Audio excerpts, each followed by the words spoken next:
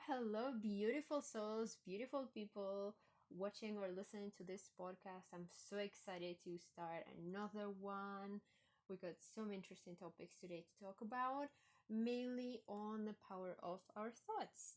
But just before we start, just a brief introduction for those who are new here listening to this episode or watching my podcast on YouTube.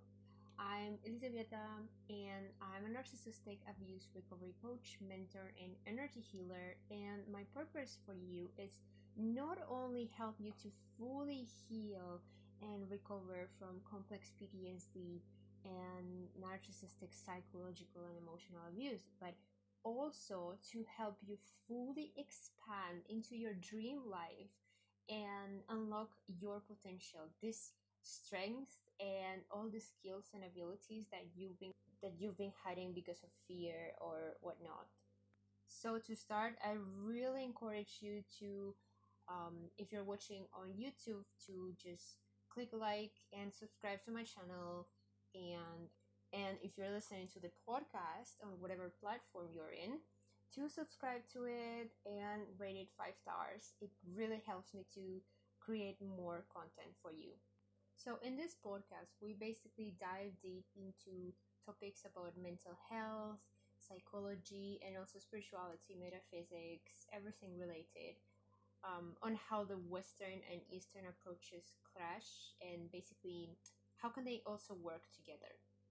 Today, I really wanted to talk about, as I mentioned before, the power of our minds and how they can actually work to our benefit in reality. So this gave me the idea basically from my breakup that happened some time ago. And I then started the period of inner work, self care, just taking care of myself, hanging out with friends, just spending time and just figuring out what I truly wanted in a man, okay? And obviously, I didn't have like any other way, but I got into subliminal audios because I've been using subliminal audios my entire life. And by the way, they are a great method to use because literally they just tap into your subconscious mind. And for those of you who are not aware of this, but the subconscious mind is the part of our mind, of basically of our psyche, that controls the way we see and the way we act and the way we have basically our reality, the way the reality presents to ourselves. So I started using subliminal audios to make myself better in the way of to improve my self-esteem basically, because after that breakup I thought that I was not good enough, that I lacked something, because my core beliefs were basically I'm too much. And I know that this is something that other women have, maybe even men as well. If you're a man watching or listening to this, and this belief basically it comes down to our childhood as well, when many times, so many times I lost count, our parents or our family or other relatives, they try to mold us into something that they can control, into something that they can understand, without letting us to be ourselves, without them letting us see the full potential of our creative expression of our being. So, coming back to the present moment, we find ourselves with these beliefs, and these beliefs are actually the ones that help create our reality and the way we see people. If we believe that, for example, people are going to see us, um, if you're a person that always tries to people please and you try to act or tell other people like, hey, I don't need much, I'm a non-maintenance person, I just don't need much, I just get happy with whatever they get. So people eventually are going to treat you the way you see yourself because this is what you're projecting. And the way I understood this comes into the lesson that, and this was like a really funny situation, But when I realized, like, when it hit me, it was actually anxiety, and it was like, oh, fuck around and find out, this type of situation. Because I reached to the level of desperation, and you have to know that I grew up with a massive anxious attachment style. This means that I got super anxious when things weren't going the way I expected things to go. This can include like situations, people, whatever it came to my life. Constant overthinking. It's a lot actually to process. So I was so done with this, and one day I was just speaking out loud, and I just say like, God, I really want someone who has the same level of attachment as myself, because I want to feel understood. I want someone to not only understand me, but like accept me the way I am, because they also are the same way. And let me tell you how wrong I was. I think I said or had this like mindset like 2 or 1 month before, when I met this American guy, which seemed really nice on a mental health app, and we instantly clicked. Right, we clicked. And it was like, it was such a cool experience because we had the same interest. We were both into spirituality. We both had the Reiki mastery and could teach Reiki as well, and could, provide our services. And we both were coaches and were helping people. Also, we both, and I think this is really important, that's why like I was to a point like instantly attached to him. We both had similar dysfunctional family systems. We both grew up in basically chaotic environments. So this added to my sense of, oh, they understand me. They actually get me. I was like shocked, because it felt like finally the universe, God, listened to me, and I was like, oh, this is the opportunity, this is the one. I feel it. I feel so good with him. I was like constantly obsessed, checking in my body, like, do I feel safe? Do I feel safe? Do I feel safe? To the point of gaslighting myself, because there's a difference, and I tell you what happened. I remember we started what I thought was affection, and it just happened like in 3 weeks or so.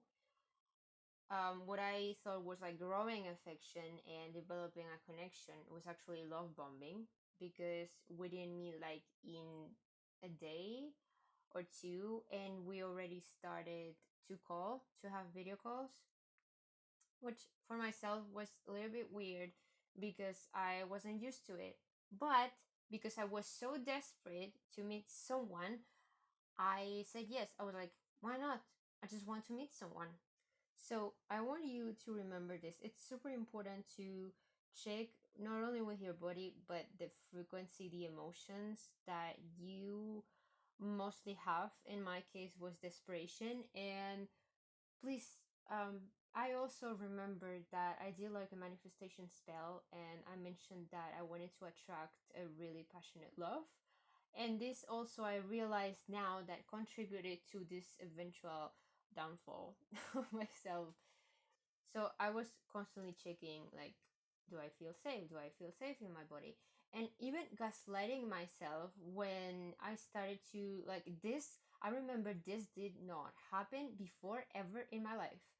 I remember we were talking, and I don't know if I picked up on his energy unconsciously, or the way that he said things, in his voice tone, something inside me like got triggered, and my body started to violently shake, like tremble a lot.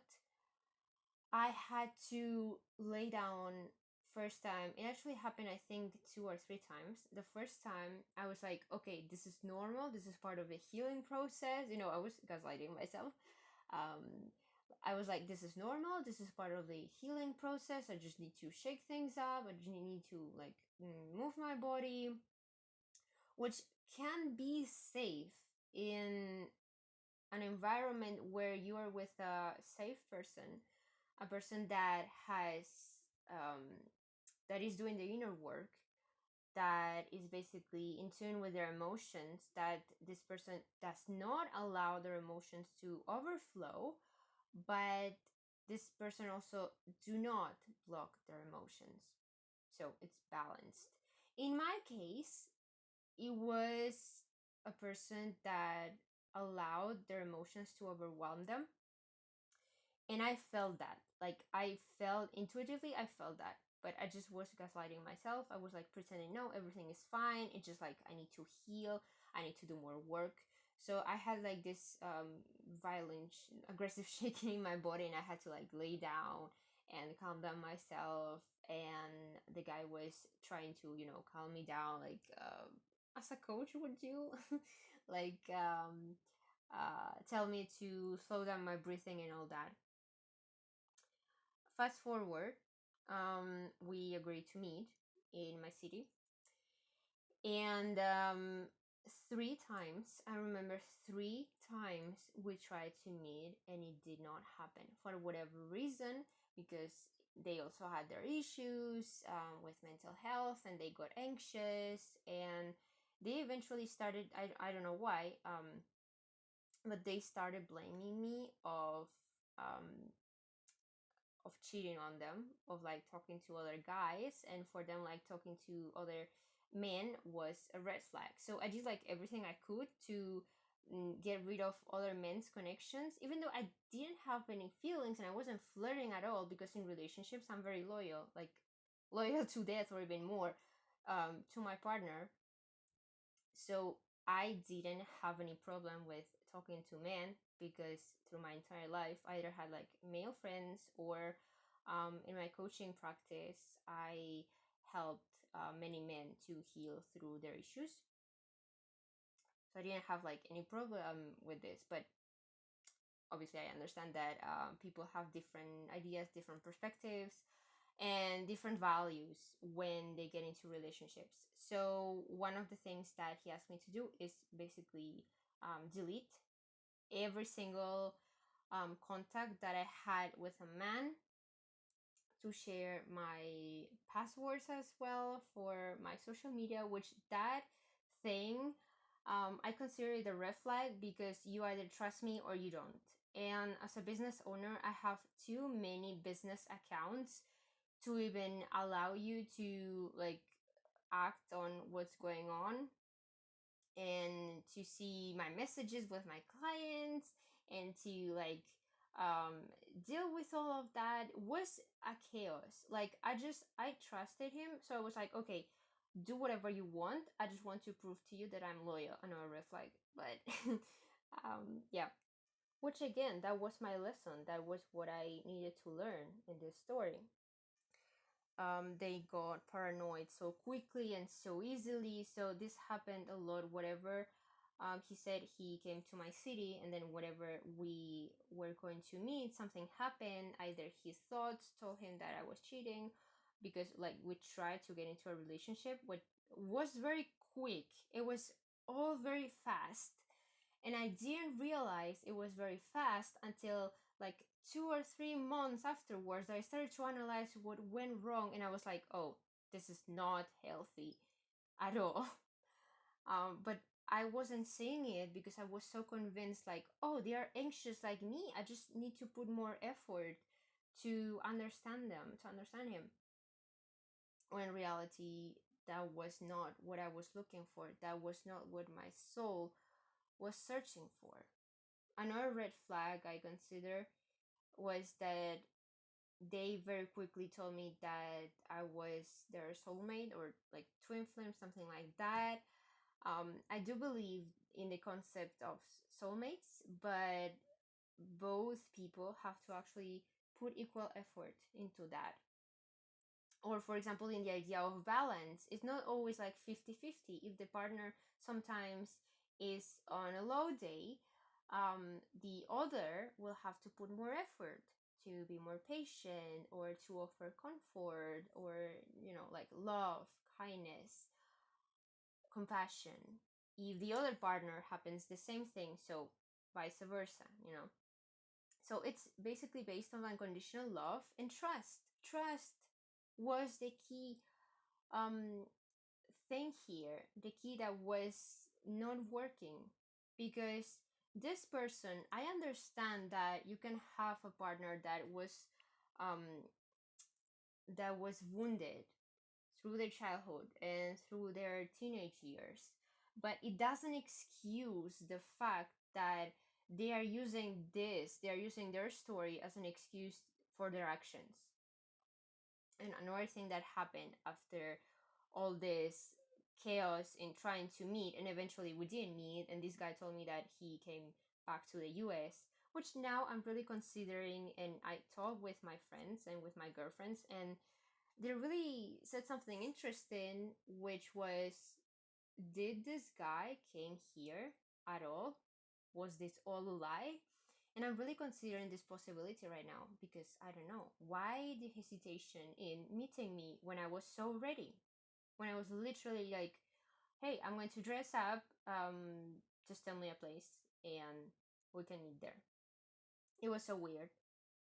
And I remember when we also, another red flag I want to mention here is the constant blocking and unblocking, which is, I don't think this is a case of a narcissist, but it was like a pretty narcissistic behavior. But the main issue was the mood swings in this guy, and it was constant, like getting discarded and then getting accepted, blocking and blocking. This really was getting me so stressed and so anxious. I started to feel like I'm tiptoeing around this guy, and I started to really measure what I was going to say, what I was going to tell him. I even started to sing to him just to calm his nerves. I really love singing, but not in this way that I'm being used for someone's needs.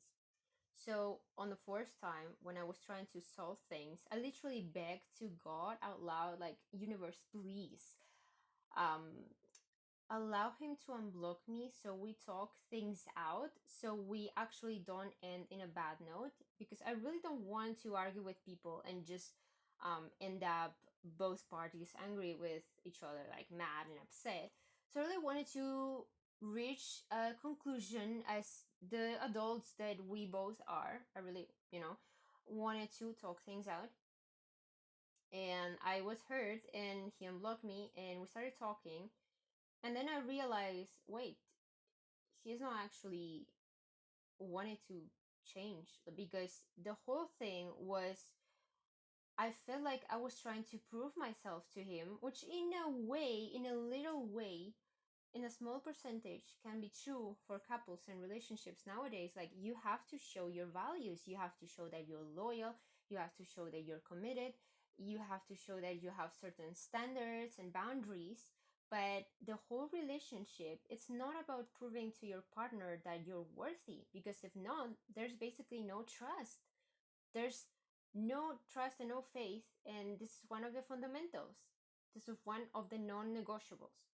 So after talking with him some time, I remember I was outside, just walking anxiously while texting. I just realized this was not going anywhere. So I had to let him go. I gave up for myself and for him. So I did something that it was new, because usually he was the one that was blocking me first. So I blocked him everywhere and I let go. I sincerely hope that he's doing better at least now, or maybe he's still drowning in their emotions. We don't know. But that's how it happened. Fast forwards, when I started to, again, to my healing journey, I remember I was talking to a friend, and this friend, they told me that they felt their energy, they felt that this person was dangerous for me, and that I shouldn't have went to even to meet them. But fortunately, good. I mean, obviously I was emotionally scared because I was crying so much, and I feel like my heart was bleeding. It was a very big pain, but I started to do the inner work and I started to ask myself the right questions like, why did I allow myself to have this experience? And it all comes to the beginning of this podcast episode, which is basically when you're manifesting, when you're doing any inner work, manifesting any spell work, be really careful on what frequency, on what emotions are the ones that are driving you. Because if you feel this lack, this desperation, this is what you're going to get. And boy, you're going to suffer so much. Because this is what happened to me. I was desperate. I was like, yeah, let's just accept anything that I have. I'm ready. Like, let's go. And this also comes when I remember I was talking to a girlfriend and we were discussing the breakup and everything that I went through. And she told me that I needed a man that is more logical and more rational than I am. Obviously, she was talking and comparing to her boyfriend. I understand that. But at that moment in time, let me say that I felt repulsed. Like, I was like, a logical man? Like, no, because he would disrespect my spiritual beliefs, the way I work, my job, my business, everything. Or so I thought. Because the way I see it now, the way I grew up, I understand that a man can be logical and rational and grounded in his masculine energy. And he still can respect and actually love what you're doing. The emotional healing work that you're doing as a woman, in case you resonate with this, obviously, um, the work that you're doing for humanity. And I really want you to understand this. If you relate to being an anxious attachment as myself, I really want you to invite you to my private Facebook group where I help survivors of narcissistic abuse, just like you, or like any toxic people who want to change their lives. The link is basically pasted down below, so you can check it out. And if you want further help, if you want to transform completely your life, if you want to put boundaries, if you want to become more confident, if you want to stop being an anxious attachment or an avoidant attachment, and you want personalized coaching, obviously, I really welcome you to try my 3 months commitment Becoming Phoenix program. You have personalized individual and group coaching, as well as all the contents that you need to have to heal your core wounds and to develop yourself, to grow, to expand. A life where you wake up happily, full of joy and excitement for a new day, instead of, like waking up and be like, just another day. A life where instead of having the usual anxiety and the hypervigilance, a life that you're actually feeling proud of and you're feeling calmer and you attract genuine people that care for you and that love you. So I really invite you to check these two links, the Becoming Phoenix group, the Facebook one, and the program. That it's great. My clients are having such amazing results. They are happier, they don't have nightmares or less nightmares than before. They are feeling calmer, more clarity. They actually trust their intuition as well, which is something that you might struggle when you come from abuse. And they can now recognize the red flags of narcissists and allow themselves to get out before it gets even worse. This is like one of the core reasons many people sign up. And so, coming back to the episode, I really want to finish it with a quote that I really liked, which was basically a healer meets her protector. It doesn't mean, as a woman especially, it doesn't mean that we are not capable of doing things ourselves. But I believe in the balance between the masculine and the feminine energies. And this means that you, as a woman, you're naturally leaning more to nurturing, taking care of people, being like more loving. I'm not saying the man is not loving, obviously, but We lean more into emotions, we lean more into surrender. And this doesn't mean that we're having this like softness all the time. We can also be in our dark feminine, which is our confidence, our boldness. But we still are tapping into our intuitive abilities, our skills from past lives. And this is where the men actually enter. The men are the protectors, the providers, the ones that are here for us in a physical plane. And I don't think that's a bad thing. I actually think that men and women are different and that we actually complement each other.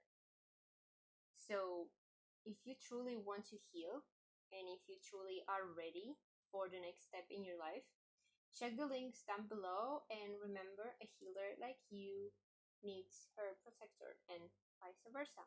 Their protector needs his healer. So I really hope that you enjoyed this episode. Let me know in the comments if you're watching it on YouTube or if you're on your podcast provider. Let me know if you had any similar experiences and how did they go and how you're going now so far in your healing journey, because I really would love to see and hear more about you personally and offer help if I can. So yeah, sending big tight hugs and hope you're having an amazing day or night depending on your time zone. And see you in the next episode. Bye.